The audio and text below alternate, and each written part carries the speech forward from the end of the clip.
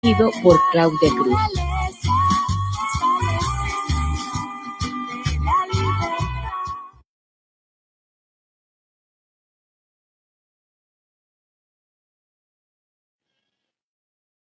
Hey tormentosos, feliz tarde noche. Qué bueno que están por aquí. Es un gusto saludarlos y poder compartir también con ustedes su programa de difusión artística, La Tormenta. Bueno, hoy estamos en un día siempre caluroso, una noche un poco calurosa. Las temperaturas se han elevado mucho esta semana y queremos recordarles a ustedes nunca, de ninguna forma, de ninguna manera, olvidarse de las medidas importantes que hay que tener de cuidado estos meses que va a estar haciendo bastante calor. Varias personas han perdido la vida, algunas personas se han visto afectadas con problemas de salud, dolores de cabeza, mareos, vómitos, náuseas, sangrado de nariz y otros problemas que están afectando debido a esta increíble ola de calor. Jamás en nuestro país habíamos tenido una cantidad de calor así de increíble. Así que recuerden hidratarse, agua, suero, eso es súper importante. Eviten tomar bebidas carbonatadas, gaseosas, jugos de lata, aunque uno cree que a veces son saludables, pero no lo son. Así van a tomar jugos que sean jugos naturales, de frutas naturales y mucha agua. Tomar muchísima agua definitivamente y tomar muchísimo suero. Si a un caso se sienten muy deshidratados, es bueno tomar suero oral.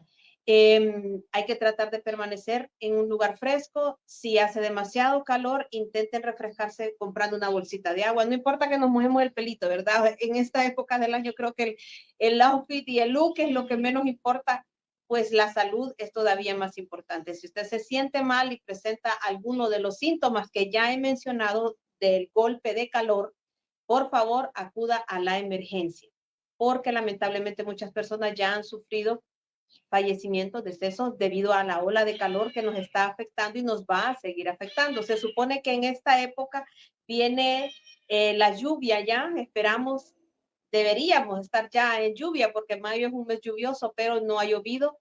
El otro día cayó una lluvia, pero era como por sectores, no llovió en toda la capital, no llovió en toda la ciudad.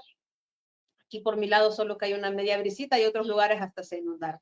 Así que hay que tener mucho cuidado con el tema del calor porque va a seguir haciendo calor.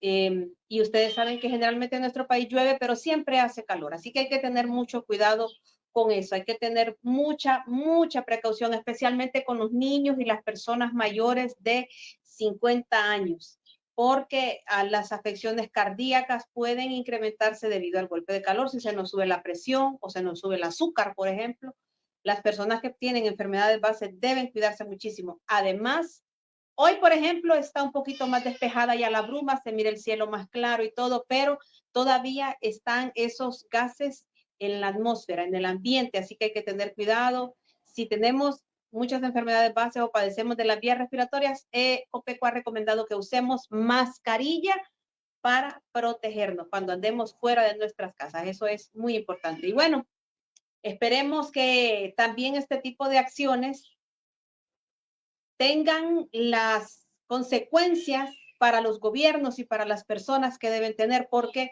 hemos sido muy inconscientes con la protección de nuestro medio ambiente. No hemos tenido el cuidado de los árboles, de los bosques. Lamentablemente, los pulmones de nuestro país y de nuestra ciudad en particular han sido afectados.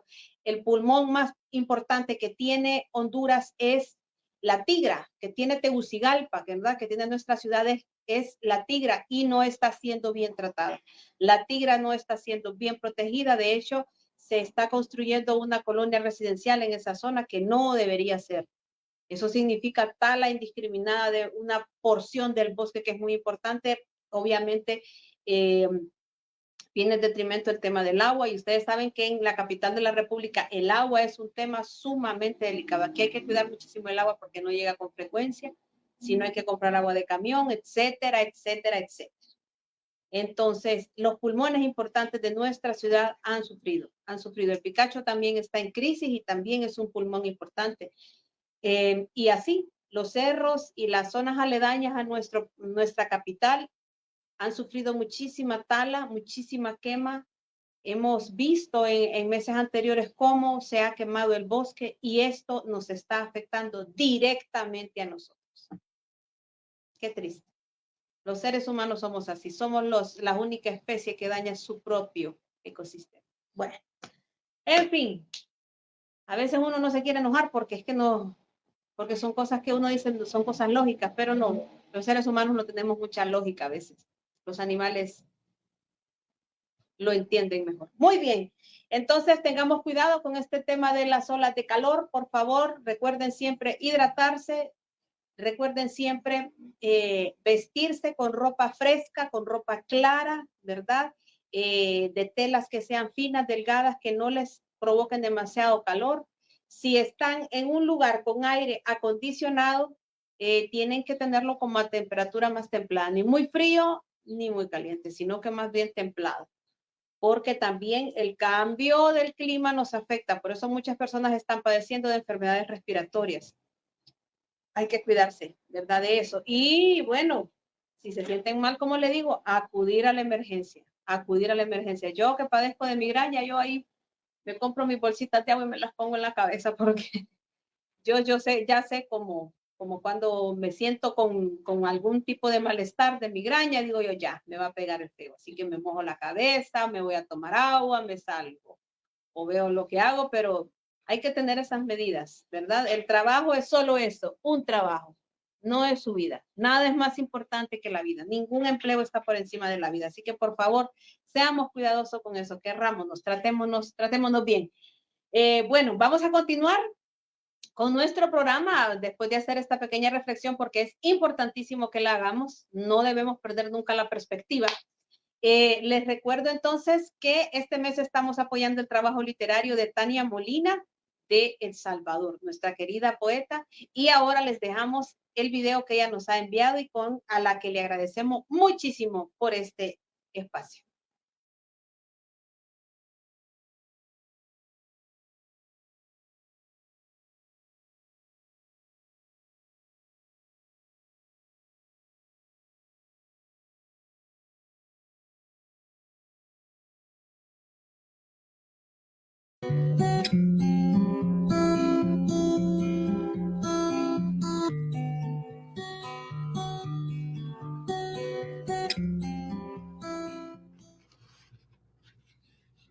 Uno.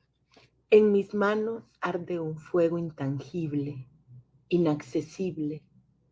Cabellera luminosa se levanta hacia la noche desde el libro de mis días y en silencio incendias mis huellas digitales.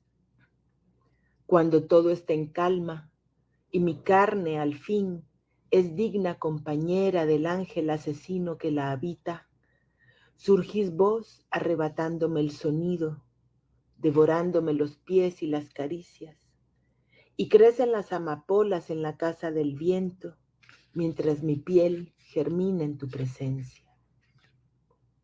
2. ¿Quién soportará a la que mira sin ojos?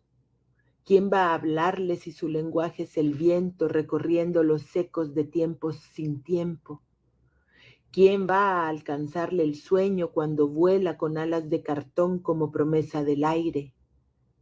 ¿Quién va a entender que manche sus paredes, que destroce las páginas del tedio, que se escurra entre la gente y maldiga y se ría a carcajadas, sosteniendo en las manos un ave imaginaria? ¿Quién va a entenderle la tristeza? ¿Quién va a evitar que renuncie poco a poco a la cordura?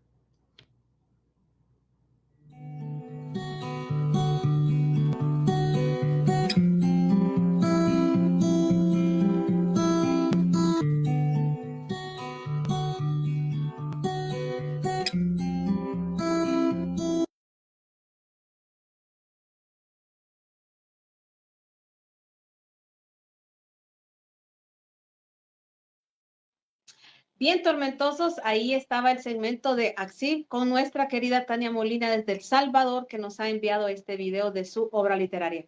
Pueden buscarla así como Tania Molina en las redes sociales y bueno, apoyar el trabajo significativo que ella está haciendo. Nosotros igual seguimos compartiendo desde nuestras redes sociales los videos que ella nos vaya mandando. Y bueno, en esta tarde noche quiero sentirme muy contenta, muy agradecida también de poder conversar hoy con un talentoso escritor que casualmente también es salvadoreño. el talentoso escritor José Antonio Domínguez, a quien tengo el gusto de conocer desde el año pasado, no, miento, desde este año, en el mes de enero, nos conocimos allá en San Pedro Sula, una maravillosa persona. Feliz noche, José Antonio, ¿cómo estás? Hola Claudia, mucho gusto, gracias por la invitación. Pues aquí con un poquito de gripe, pero bien, en general muy bien. Qué ¿Cómo está bueno, usted? hay que mantener el ánimo arriba. Por supuesto. ¿Cómo Bueno, no? José Antonio, yo les comentaba aquí a los tormentosos que nos conocimos en enero de este año en la Feria Internacional del Libro allá en San Pedro Sula. Vos andabas ahí con nuestro queridísimo amigo, el Chifurnio, que así le decimos de cariño aquí, ¿cómo se llama? Otoniel Guevara, quien está encargado precisamente de la editorial La Chifurnia. Así que por ahí nos conocimos. Si mal no recuerdo, estabas presentando el último de tus libros, que era un libro de relatos, ¿cierto? Sí, efectivamente, nos conocimos ahí en la feria, una gran experiencia, por supuesto, y con Otoniel, que tenía su stand de libros. Por cierto, una feria muy buena. Tenía días de no estar en una feria así tan variada y tan masiva, con una convocatoria bastante buena.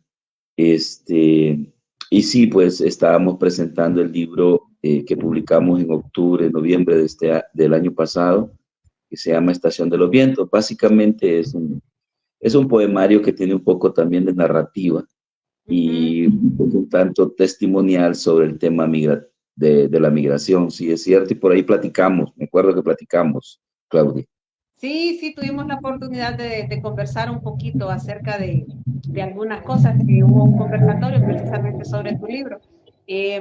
Pero bueno, antes de entrar en materia con este tema, Estación de los Vientos, que me encantó sinceramente, la obra literaria me parece súper interesante, esas cuestiones anecdóticas, esa cercanía que se tiene con la gente, ¿no? Eso es muy rico, pero me gustaría que comenzaras contándoles aquí a nuestros tormentosos cómo iniciaste en la literatura. Justo el día de ayer, creo que le comentaba, se estaba presentando acá un Otoniel, por cierto, y la Chifurnia, presentando un pequeño libro homenaje a un escritor muy grande de acá de El Salvador, el doctor Luis Melgar Brizuela. Y precisamente Otto nos pidió que hiciéramos una pequeña reflexión, todos los amigos, todos los conocidos, para incluirla en el libro.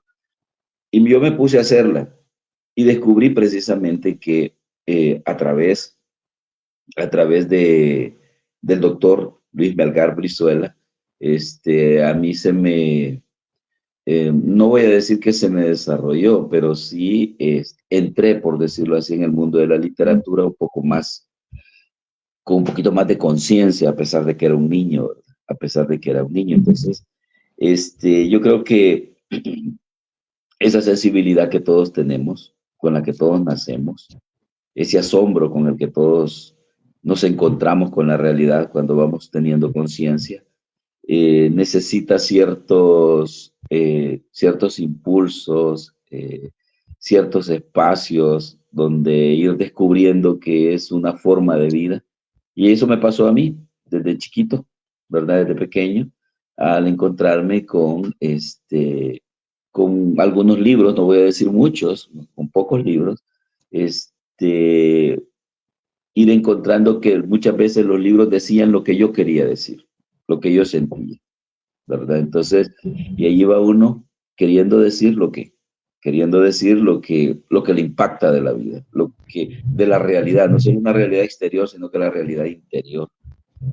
Así es como, pues yo creo que desde pequeño descubrí esa necesidad de comunicar. Pero obviamente es hasta ya en la universidad, ¿verdad? Como a la edad de 20 años que ya participando en talleres literarios, ¿verdad? Es que uno comencé a darle forma, digamos, ¿verdad? A la técnica, a la, a dejar ir, a liberarme de cosas que uno escribe a veces y las está guardando y realmente a veces no son tan buenas, ¿verdad? Entonces uno aprende también a ir soltando, ir siendo más riguroso, un poco más responsable con lo que escribe. Entonces sí, quizás a la edad de los 20 años por ahí, ya participando en los talleres literarios de la universidad, es que me encuentro con un poco más de seriedad, digamos, con el oficio y posteriormente, ahí es donde nos conocemos con Otto, que se funda un taller literario que de alguna forma aquí en El Salvador ha tenido bastante trascendencia, que es el taller literario Xibalbá, que es prácticamente mi generación de los 80, 85, hasta llegar a los 90, que son un grupo bastante disperso y cohesionado a la vez, ¿verdad? Y pues allí Otto ha hecho rescate de esa época, muchos libros. Y ahí pues cuando uno lo va tomando un poco más en serio, aunque no necesariamente pues lo hemos tomado como la vocación de vida que por ejemplo yo siempre digo que tiene Otto. Otto ha consagrado su vida a la poesía y a los libros y a los compañeros poetas y a los poetas. Entonces yo creo que eso yo siempre eso que tengo, cuando tengo oportunidad lo digo, ¿verdad? Porque en este tiempo que carecemos de editoriales, que carecemos de difusión cultural, de importancia a la literatura a través de las instituciones, de los estados, esfuerzos como el de la Chifurnia, ¿verdad? Que no tiene nada de egoísmo, le digo yo, ¿verdad? Y ahí el ejemplo está en Honduras y está publicando un montón de poetas hondureños, así como salvadoreños. Entonces, un poco así, digamos, resumida es el inicio y el camino. Ok, sí, la verdad es que Otoniel está haciendo un trabajo maravilloso, maravilloso. Una parte del trabajo que es sumamente difícil, ¿verdad? Porque en esta era en la que gobierna la mediocridad, encontrar trabajo bien realizado es complicado, es muy complicado. Así que igual nosotros estamos muy agradecidos con él de estar aquí y de preocuparse por difundir el trabajo literario. Bueno, José Antonio, ¿qué es lo que más te agrada a vos de tu trabajo literario? ¿La poesía o la narrativa? Pues realmente las dos. Yo creo que la poesía quizás es un poco más de ese ejercicio de meditación, ¿verdad? Meditar y la concreción. Yo no soy mucho del encriptamiento, ¿verdad? Que quienes les gusta encriptar lo que escriben, ¿no? Pero yo pienso que la rigurosidad de la poesía, que es la exactitud, trata de ser exacta. Trata de ser un dardo al corazón, a la sensibilidad, al pensamiento. Y la narrativa, que es una expresión más libre, más intensa en el sentido del devenir de la palabra, de los hechos, de las circunstancias. Me gustan las dos realmente. Me gusta escribir narrativa y me gusta escribir poesía. Yo creo que la poesía es ese ejercicio interior que uno tiene, ¿verdad? De revelarse y de revelar las cosas, de encontrar eco, de buscar eco en quien lee. Y la narrativa yo la considero como esa tormenta, por decirlo de esa manera, ¿verdad? De, de hechos, de sensibilidad, de posturas, de historia incluso. Entonces, en ese sentido, sí, me gusta escribir de las dos, poesía y narrativa, ¿verdad? Sobre todo el testimonio. El testimonio me gusta bastante porque pienso que hay historias tan intensas y tan grandes en cada uno de nosotros que no siempre si no hay quien las retome, quien las rescate, quien las diga, pues va a seguir siendo lo anónimo del dolor, de la humanidad, de la belleza. Entonces, me gusta el testimonio porque creo que cada persona tenemos historias de vida que no solamente son intensas y grandes, sino que también son aleccionadoras para quien lee, para los demás. Entonces sí me gusta mucho el testimonio también. Sí, excelente. Ya vamos a hablar precisamente de ese libro que presentaste, que también vi una publicación en la que lo habías presentado también en una universidad por allá. ¿Cuántos libros has publicado de poesía y de narrativa? Bueno, realmente yo he publicado poco. Yo diría que de poesía son básicamente 3 y uno de narrativa. Tengo ahí en proyecto 3 libros más, ¿verdad? Uno de narrativa y 2 de poesía, que esperemos que este año lo podamos sacar, pues yo creo que es para quienes escribimos nuestro testamento es lo que dejamos. Entonces, ya que el tiempo va pasando sobre nuestras vidas, ¿verdad? Y no perdona, entonces quiero ir finalizando, o quiero ir eh, terminando ese testamento de vida, ¿verdad? Entonces, ojalá que en este año pueda publicar esos 3 libros. Qué bien. Bueno, así es que el tiempo es sumamente complicado, siempre estamos nosotros así atareados, porque tengo entendido que vos trabajas también en la universidad. No, no. He dado clases en la universidad, pero en este momento no. En este momento estoy, digamos que ya no se me hizo un año sabático, sino que como 3 años sabáticos, ¿verdad? Y el problema es que uno se acostumbra. Sí. No es que se acostumbre a no hacer nada, sino que se acostumbra a tener esa libertad, ¿no? Precisamente para escribir muchas veces. Yo soy abogado de profesión, me he desarrollado trabajando con organizaciones sociales y en derechos humanos. He trabajado con desplazados, refugiados, con campesinos, con cooperativas, con comunidades rurales, urbanas, con discapacitados. Entonces he tenido la oportunidad de trabajar en lo más humano, considero yo que hay, que es servir, ¿verdad? En el servicio y en tratar de ayudar. Y es así como llego a trabajar también el tema migrantes últimamente, ¿verdad? Dado ese perfil, me piden que trabaje en la atención a los migrantes, que ha sido lo último, digamos, actividad grande en la que he estado involucrado y que sigo un poco formándome y aprendiendo e investigando ese tema. Pero sí, yo siempre he trabajado con grupos poblacionales, con organizaciones civiles y en la defensa de derechos humanos. Algo que no pasa, que no deja de tener necesidad de que estemos ahí, ¿verdad? Yo creo que en Honduras, en El Salvador, todo el mundo, ¿verdad? Claro, por Ese supuesto. trabajo nunca termina. Bueno, de alguna manera dirías que tu trabajo es parte también o reflejo un poco de la obra literaria que vos tenés. Sí, sí, definitivamente. Definitivamente, yo creo que y era un poco con lo que cuando estábamos trabajando el libro decía, ¿no?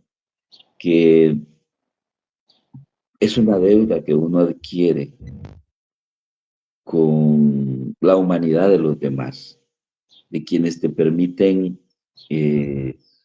ser más humano. En ese sentido, el trabajo, por ejemplo, hablando específicamente de este libro, de alguna manera era una deuda con toda esa humanidad que recogí, que me sensibilizó, que me hizo más humano. Entonces era necesario decirlo, era necesario que quede ahí, que quedara ahí. Entonces sí, yo me he nutrido mucho en lo que escribo, ¿verdad? de la sabiduría, del dolor y de los sueños, del sacrificio de mucha gente. De mucha ¿Podrías gente. decir entonces, perdón, termina? No, digo, el trabajar con gente posibilita eso. ¿Podrías de alguna manera decir entonces que tu obra literaria es social? Bastante, bastante. Creo yo que eh, no solo la formación, sino el tiempo que nos tocó vivir en nuestra juventud nos marcó mucho a nuestra generación. De hecho, habría quienes decían que éramos, no solo nosotros como grupo, sino la gente, los jóvenes que habían comenzado a escribir en ese tiempo, le llamaban la generación de la guerra. Con con las limitantes y las reservas que pueda tener la definición de generación y todo eso, ¿no? Claro. Pero un poco para identificarse, decir que éramos la generación de la guerra. Y de hecho, pues éramos gente que empezamos a escribir precisamente cuando la guerra recién había comenzado.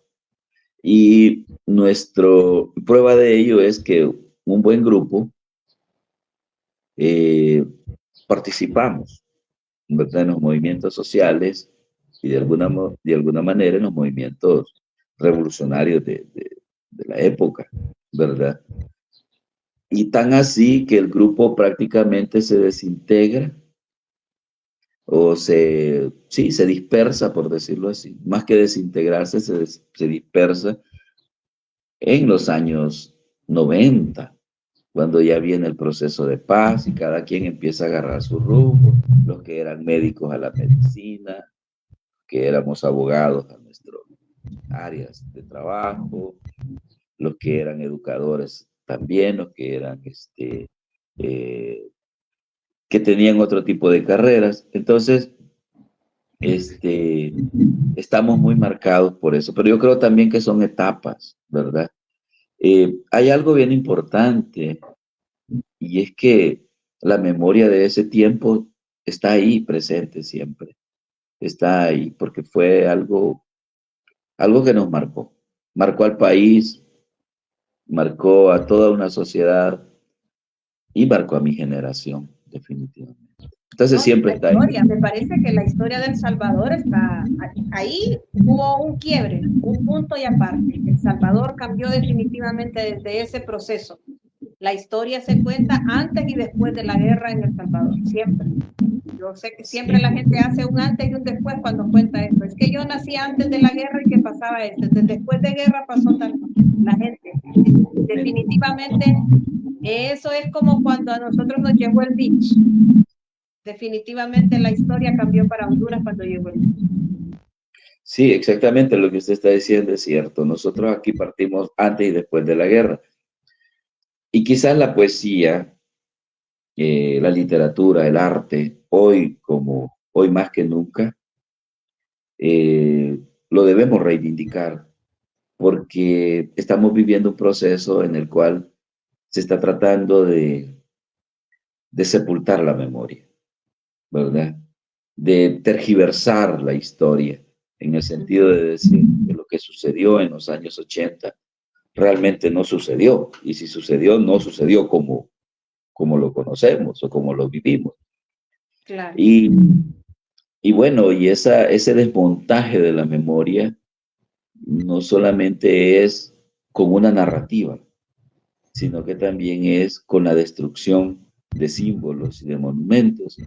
Lamentablemente, la juventud de estas generaciones están muy permeadas y sería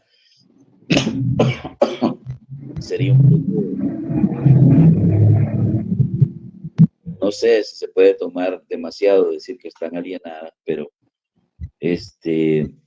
las nuevas tecnologías les permiten que vivan de una manera vertiginosa sin detenerse en la historia, en los procesos sociales que estamos viviendo, entonces en las identidades. Entonces, pues es bien fácil tergiversar tergiversar la historia y sobre todo tergiversarla, más que borrarla, porque si no la pueden borrar, entonces la tergiversan. Entonces por ahí se está diciendo, de repente hay un discurso que dice que no hubieron tantos muertos, que no sucedieron las cosas como fueron, que todo eso fue una farsa.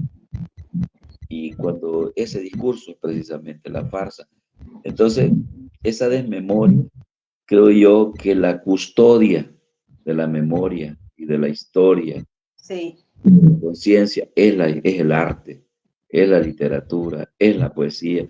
Y sí. quizás es cuando estamos volviendo más al principio, volver a hacer resistencia, a hacer conciencia, Ujú. hacer militancia con la vida, ¿verdad? Creo que estamos obligados a eso en este tiempo. Y yo creo que es el proceso, es el momento en el que estamos entrando quienes escribimos, quienes tenemos alguna participación en el arte. Es esa nuestra labor ahora, que lo humano no se pierda, Correcto. porque hay mucha deshumanización en los discursos que se difunden ahora, ¿verdad? Tenemos un gran reto realmente. Sin duda, tenés toda la razón, eso es sumamente importante. Me preocupa el hecho de la invalidación o la minimización que se hace de un hecho tan catastrófico, porque una guerra no deja de ser menos solo porque haya menos muertos. No debió ocurrir. Entonces, ese menosprecio, ¿no?, que se está haciendo de un hecho que sinceramente cambió la vida de todo un pueblo, es espantoso. Terrible. Y eso que vos decís, no debemos olvidarlo, nunca, nunca. No se deben olvidar estas cosas que transforman a nuestros pueblos, que cambian la mente de las personas, la manera de comportarse.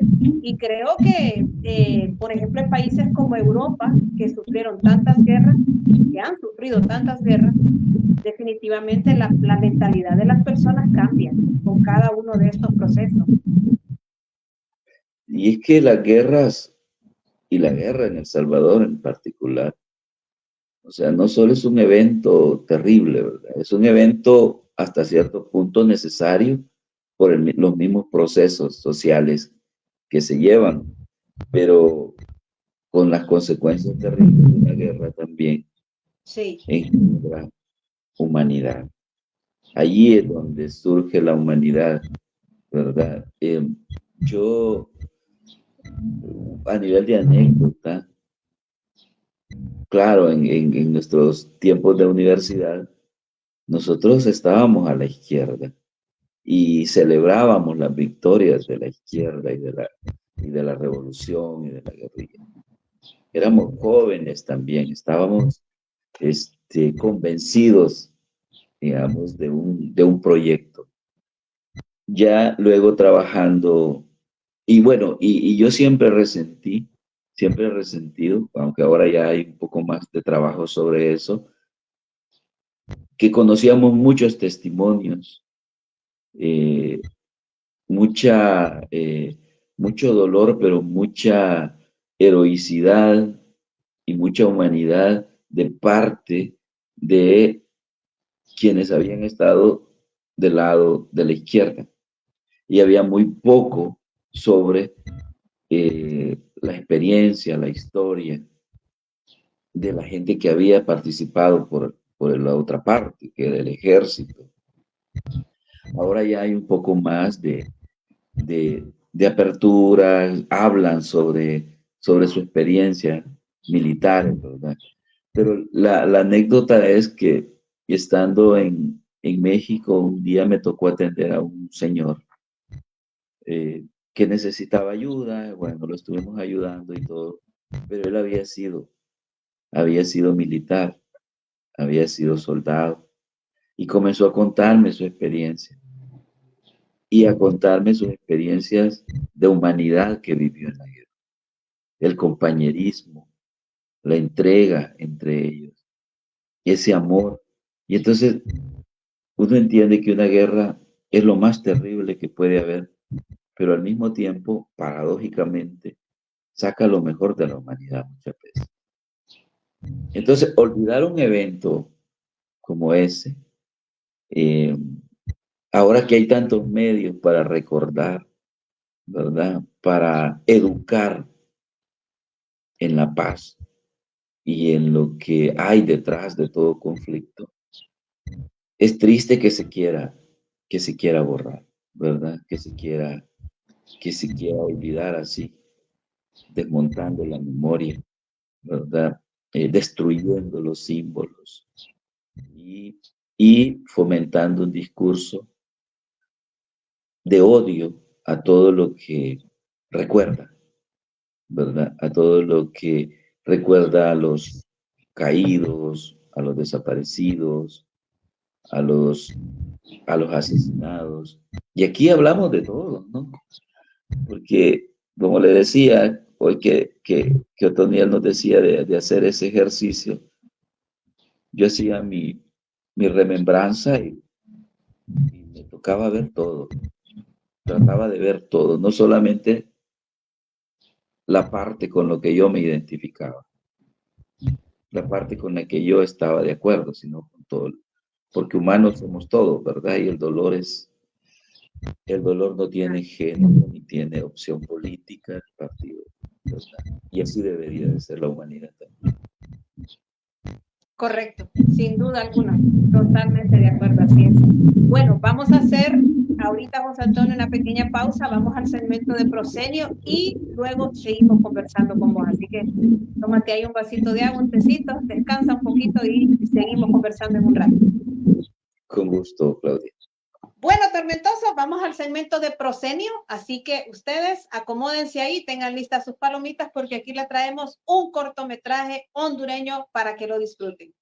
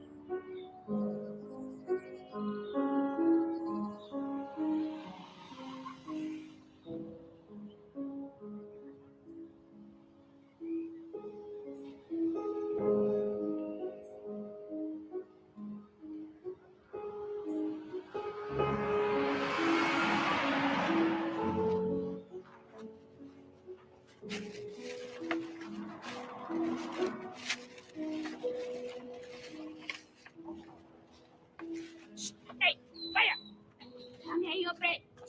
Vaya.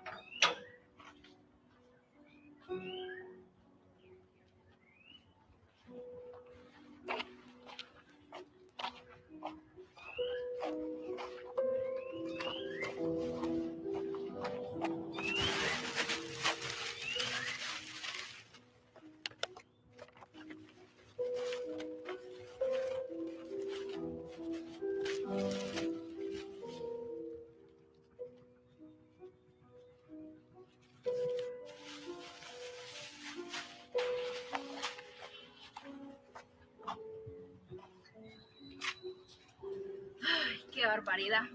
Fue ese desgraciado, pero ya va a ver. Ya va a ver.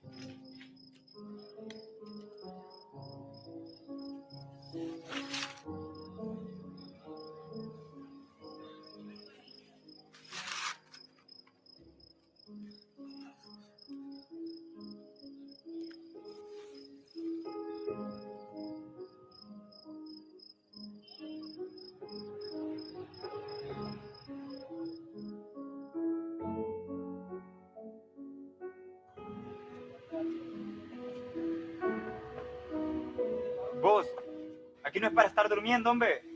Levántate. Que te levantes, te digo.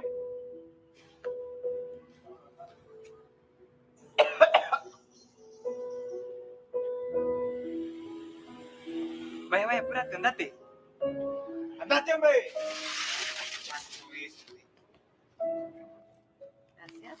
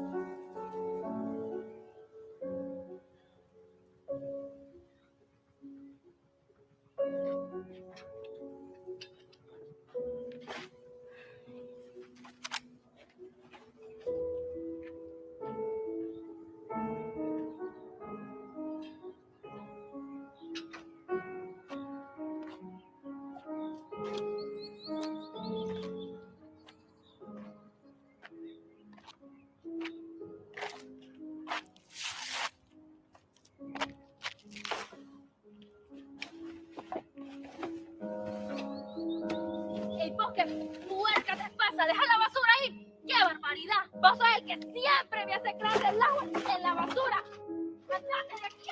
¡Auxilio! ¡Auxilio, Román! ¡Román!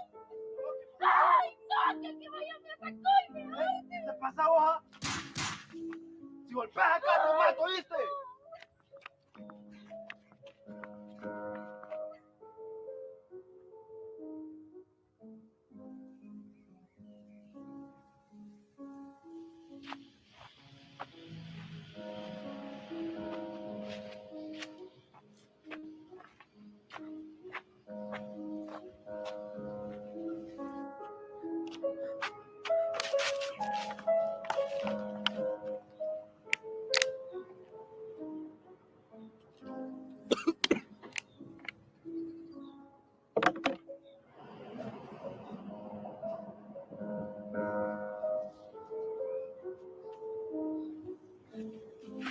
Una limosna, por favor.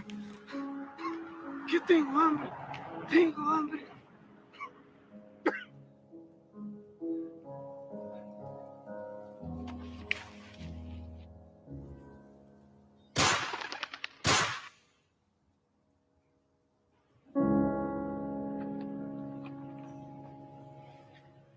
Es la mejor limosna que puedo darte.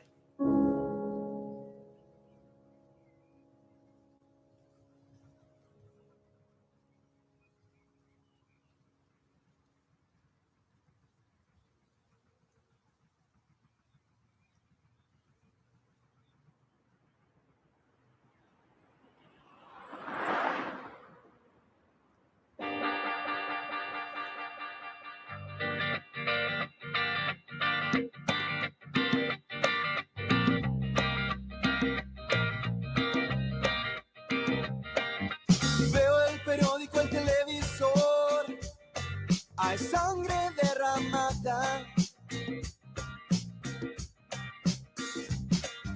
Lo que este país necesita es un poco de amor.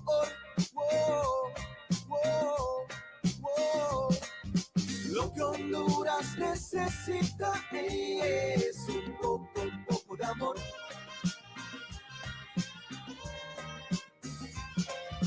Lo que Honduras necesita es un poco de amor.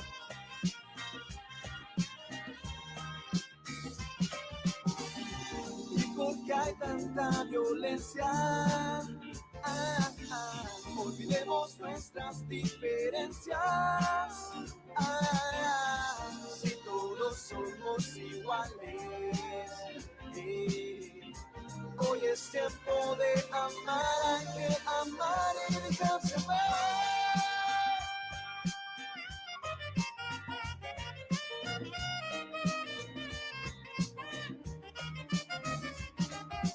Lo que Honduras necesita es un poco de amor.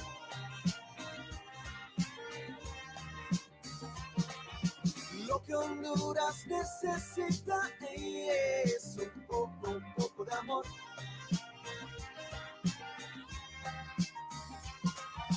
Lo que este país necesita es un poco de amor.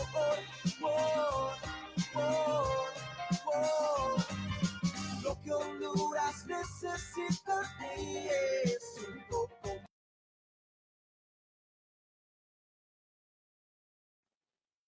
Bien tormentosos, ahí estaba este cortometraje con una temática bastante fuerte, se llama La Mejor Limosna. Ustedes lo pueden encontrar allí en YouTube y disfrutar de esta temática, que curiosamente es un poquito de lo que estamos hablando con José Antonio Domínguez desde El Salvador, hablando sobre estos temas sociales, esta descomposición que están teniendo los pueblos, caramba, ante el sufrimiento de los demás. Bueno, José Antonio, seguimos conversando con el escritor salvadoreño José Antonio Domínguez, quien nos está hablando un poco acerca de su trabajo, de su trayectoria, y ahora vamos a conversar un momentito acerca de esta obra literaria que él ha publicado el año pasado y que pues ha andado moviéndose por algunos espacios literarios. Así que José Antonio, está por aquí, vamos a seguir conversando contigo.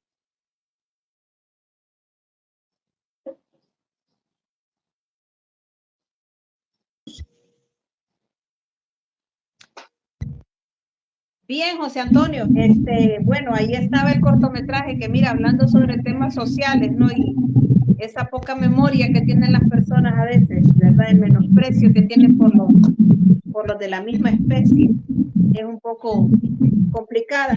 Y me gustaría que nos hablaras un poquito acerca del libro Estación de los Vientos, que nos decías que es poema y narrativa. ¿Cómo surge este libro? Sí, bueno, este libro precisamente. Bueno, la verdad que el libro recoge muchas experiencias vividas en un lugar que creo que para todo mundo de alguna forma es familiar. Y es la bestia, la famosa bestia. Cuando habla de viajar a los Estados Unidos de forma irregular, los peligros, se asocia con el tren, ¿verdad? Ajá. Entonces, con esa imagen que nos han proyectado muchas veces los periódicos, la televisión, el cine incluso, del tren cargado de migrantes que va buscando el sueño americano. Resulta que acá en la ciudad de Arriaga, en Chiapas, a consecuencia del huracán Stan, el tren ya no salía de Tapachula, sino que empezó a salir de aquí, de ahí de Arriaga. Entonces se volvió un lugar de concentración de migrantes. Ajá. Toda la gente entraba por el Suchiate, o por la Mesilla, en Chiapas, se atravesaba Chiapas, caminando en combis o microbuses, transporte particular, y llegaban a Arriaga. Estamos hablando de alrededor de 300 kilómetros, 275, 300 kilómetros de la frontera con Guatemala a donde estaba esta ciudad de Arriaga. Y es de ahí de donde salía el tren. Entonces ahí se hacía la concentración. Entonces, en el 2009 se hizo los gobiernos de Honduras, Guatemala y El Salvador hicieron un poco para manejar el tema migratorio, lo que se llamaba como consulados integrados, la atención humanitaria a la población migrante en las zonas, en los lugares donde más se necesitaba. Ahí es como se pone un consulado, una agencia consular de protección, allí en Arriaga, ¿verdad? Allí estaba también el consulado de Guatemala. Entonces, en otros lugares, en Tapachula, estaba el cónsul de Guatemala, de Honduras, de Nicaragua, de El Salvador y de Ecuador. Pero en Arriaga estábamos solamente Guatemala y El Salvador, y atendíamos a la población que llegara, guatemaltecos, hondureños, salvadoreños, nicaragüenses, de nacionalidad. Entonces, el consulado estaba justo frente a las vías del tren. Entonces, todo el drama, toda la situación, había que estarla viviendo a diario.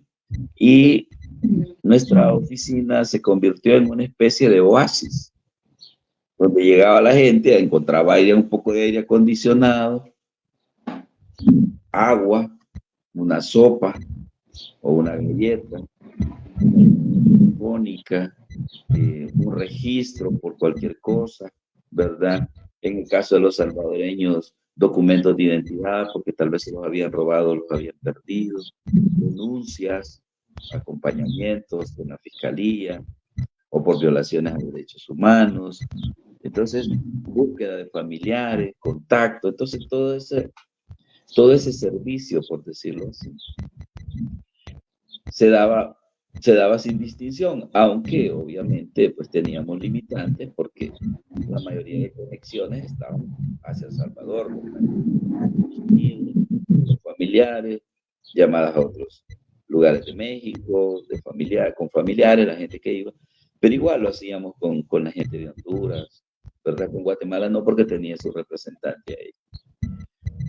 Y todo ese drama, el albergue, la ruta, ¿verdad? Los accidentes, las violaciones sexuales a las mujeres, los heridos, las enfermedades, bueno, todo lo que pueda suceder en una situación de vulnerabilidad, ¿verdad? Y de desamparo en el que está la gente. Y ahí surge la poesía. Realmente la literatura es un encuentro con uno mismo y con todos sus fantasmas y con todas las cargas que uno lleva, recoge en eso. Entonces, así como se va formando el libro, con las vivencias con la gente, las vivencias personales, y con el desamparo que también uno sufre, porque era bastante inhóspito el lugar, ¿no? ¿Verdad? Si bien es cierto, era una ciudad, pero una ciudad bastante indiferente, diría yo, aunque no hostil, no tan hostil hacia la gente, pero sí un tanto indiferente.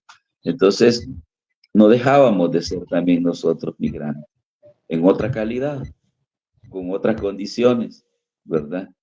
Pero migrantes, en fin, con cierto exilio, ¿verdad? De la vida que habíamos dejado. Y todo eso, no solamente dolor, sino compartir la risa, compartir los sueños. Yo les decía que me gustaba esa parte cuando de repente se llenaba la casa y habían de todos los rincones. Entonces, unos hablando de una manera, otros hablando de otra manera, unos recordando, unos coincidiendo, y al final era un laboratorio antropológico, se puede decir de esa manera, en el que si hubiera habido un antropólogo ahí, hubiera hecho una buena labor, ¿verdad? Y así es como nos tocaba atender mayormente a salvadoreños y a hondureños, ¿verdad? Sí, yo tenía contacto con el cónsul de Honduras en Tapachula, le avisaba de cosas que sucedían, gente que necesitaba algo. Y así nos coordinábamos, ¿verdad? Fue una época dura para nuestra gente que iba migrando, nuestra gente centroamericana. Pero a nivel institucional también hubo cierto, digamos, esfuerzo, ¿verdad? Por ser centroamericanos en ese sentido. Lo veo a la distancia, lo veo así, ¿verdad? Fue un ejercicio de centroamericanismo de todos, ¿verdad? Y así es como nace el libro, así es como se va configurando. Ya después que tuve que salir de ahí para que me trasladan a la Ciudad de México, siempre trabajando en toda la asistencia consular, pero también el tema migratorio, pero ya era en otro escenario. Son los dolores, las tragedias, las orfandades, sigue siendo la misma, pero en otras condiciones. La Ciudad de México era una ciudad más abierta, más cálida, abrazaba más el fenómeno migratorio, ¿verdad? Con sus pros y sus contras, pero era diferente. Diferente a ese,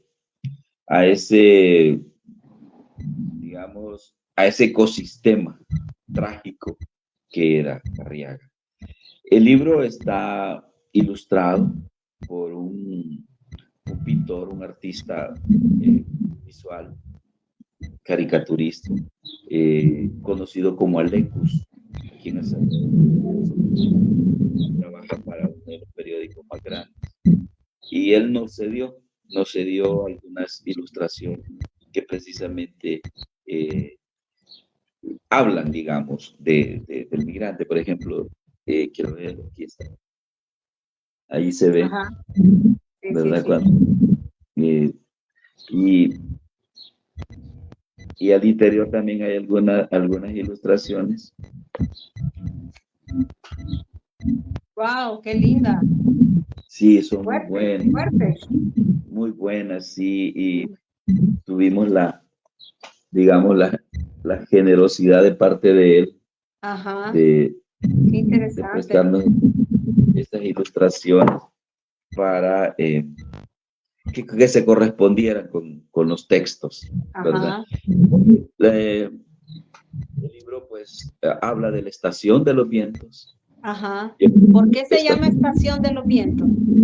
Exactamente. Yo le llamo estación de los vientos porque precisamente estábamos en la estación. Cuando hablamos de estación, nos referimos, no, nos vamos directamente a lo que es un tren. Y Ajá.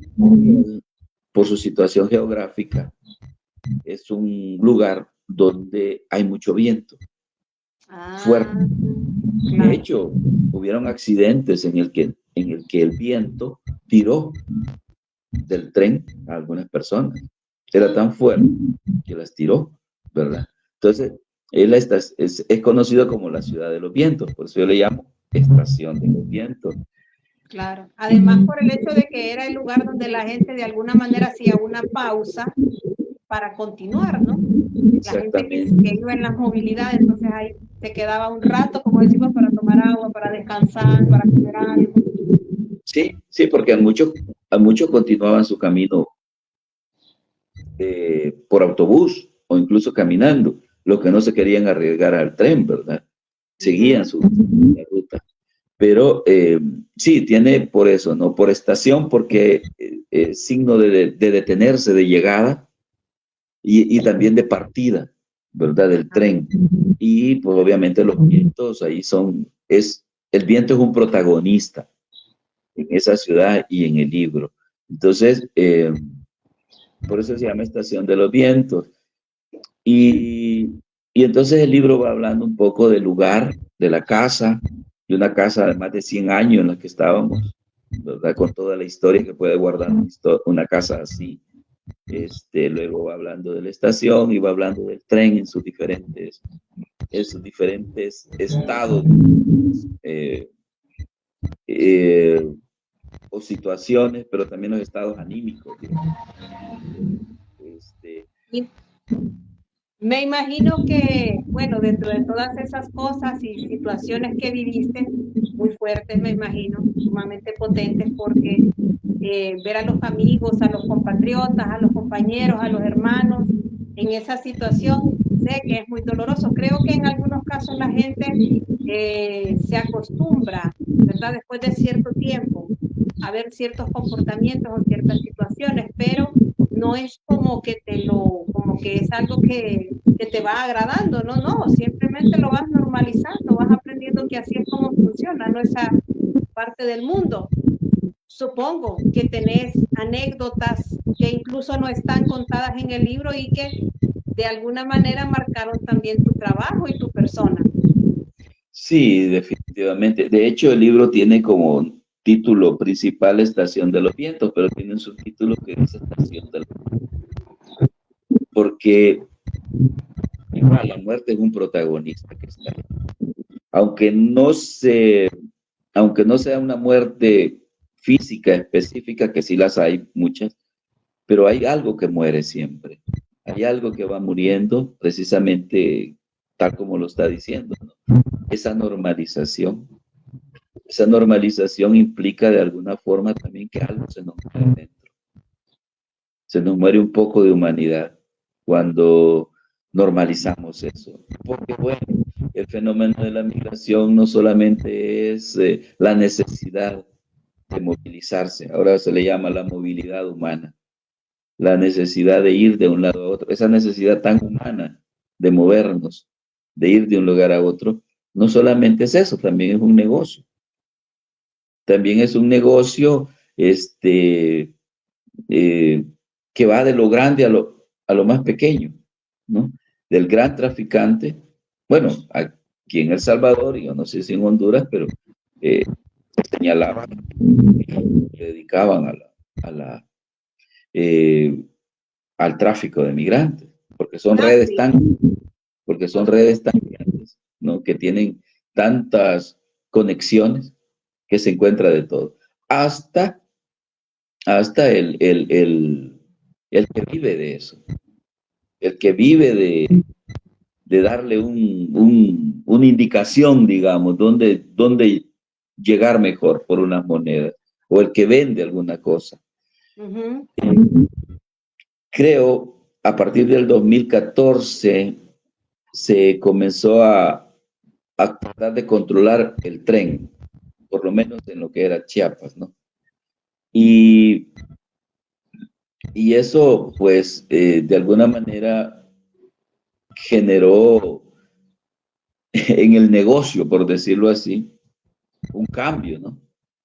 Porque yo me recuerdo que allí en Arriaga, pues la gente llegaba con sus carritos de comida, a vender cartones incluso para cubrirse, plástico. Todo O sea, lo que se pudiera. Medicamentos, ropa. Un negocio, ¿no? ¿Verdad? Sí, claro. Entonces, el fenómeno este de la migración nos involucra a todos, ¿verdad? Incluso los gobiernos cuando establecen una oficina, es lamentable a veces, ¿verdad? Que no ejerzamos nuestro mandato como debe de ser, pues, ¿verdad? Porque ya hablando en ese sentido, los gobiernos se deberían de preocupar más por su gente, ¿no? Y no simplemente poner una representación porque sea una representación, sino que hay que involucrarse en todo el fenómeno, en todo el fenómeno. Entonces, sí hay anécdotas que han quedado todavía ahí, tal vez para un libro de narrativa. Yo recuerdo precisamente a una muchacha que, como le llamamos vulgarmente, ¿no? Era coyota. Ajá. ¿Verdad? Era pollera, como llevaba gente. Pero ella llegaba a la oficina de nosotros y obviamente nosotros no teníamos ningún tipo de autoridad como para detener a una persona, como no somos ni entidad policial, ni entidad judicial, ni mucho menos, ¿verdad? Pero ella llegaba y llegaba con la gente que iba trasladando. 5, 6, 7 personas. Las llevaba para que se registraran, para que tomáramos sus datos, sus familiares, por si cualquier cosa les pasaba en el camino, ¿verdad? Digámoslo de esa manera, era muy responsable con la gente que llevaba, ¿verdad? Claro. Lo podemos poner de esa manera, aunque tengamos que entrecomillarlo, ¿verdad? Claro. Trataba de alguna manera de darle seguridad y era bien interesante. También era una manera de mejorar su negocio, ¿no? Porque así le daba a la gente la sensación también de que ella estaba protegiéndolo o asegurándolo de alguna manera. Entonces era también para ella una forma de hacerse ver bien. Sí, no, y lo que pasó es que ella era sobreviviente a un secuestro. Sufrió mucho el secuestro cuando iba viajando, queriendo llegar a Estados Unidos y como que después le gustó.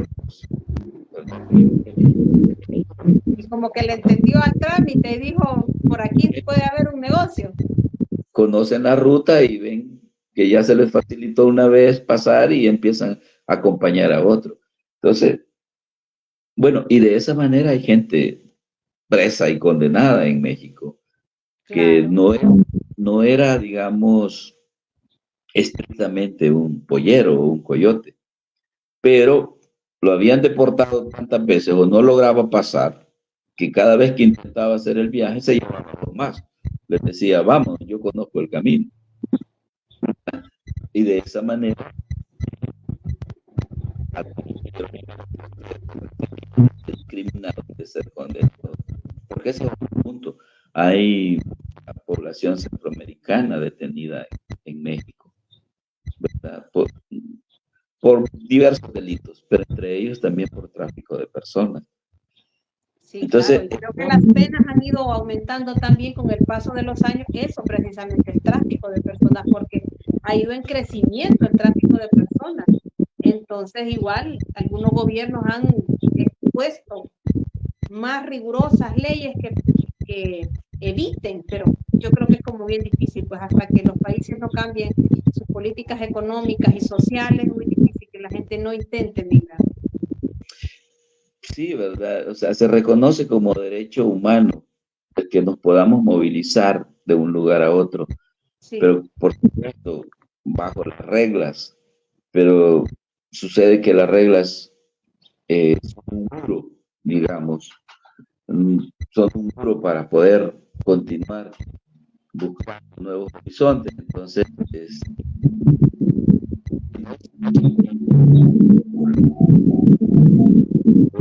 involucra a todos los países, ¿verdad? La migración no se vea como un peligro, como una invasión, no que se vea como una oportunidad, porque de hecho ahora la mayoría de estudios lo dicen, es decir, la migración enriquece también a los pueblos que reciben. Es obvio, dentro de la soberanía de todos los países deben ordenar,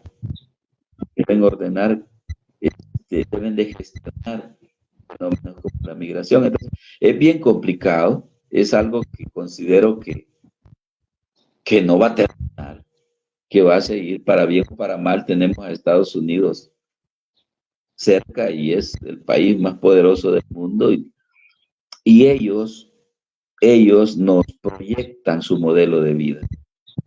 Ellos nos proyectan su modelo de felicidad, su modelo de bienestar. Y con las carencias y con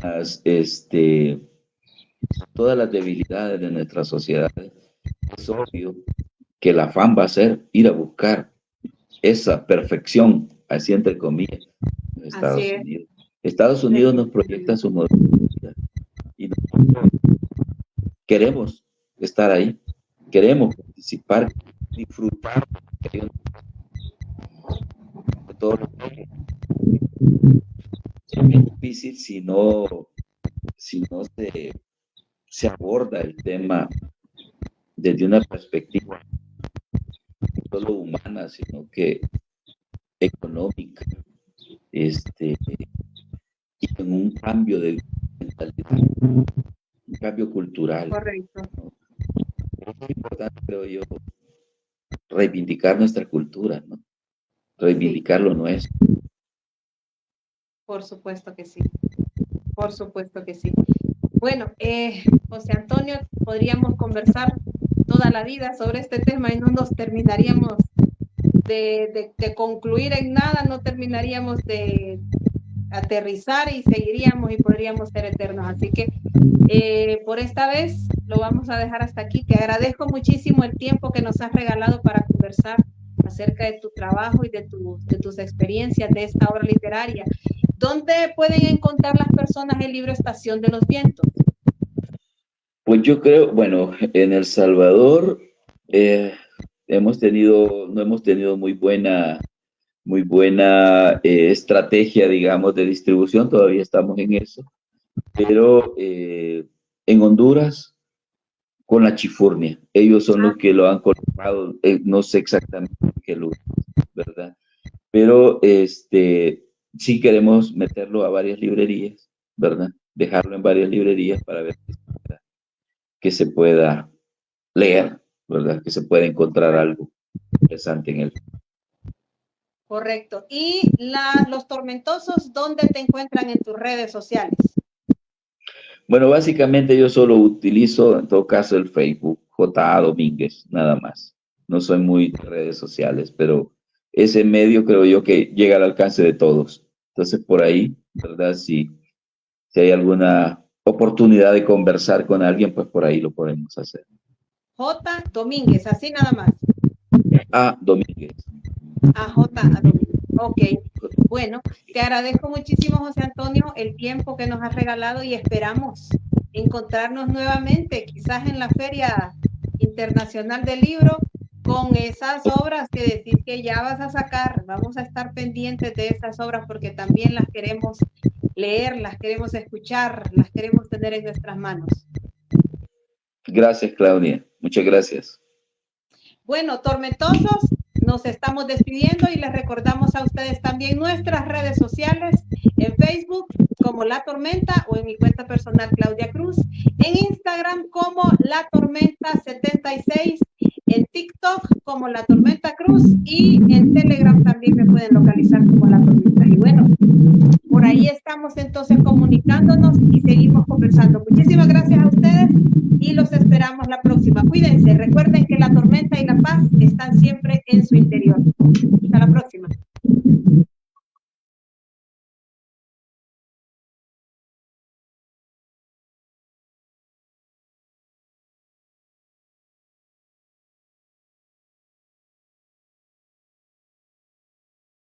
Este es el programa de difusión artística La Tormenta, dirigido por Claudia Cruz.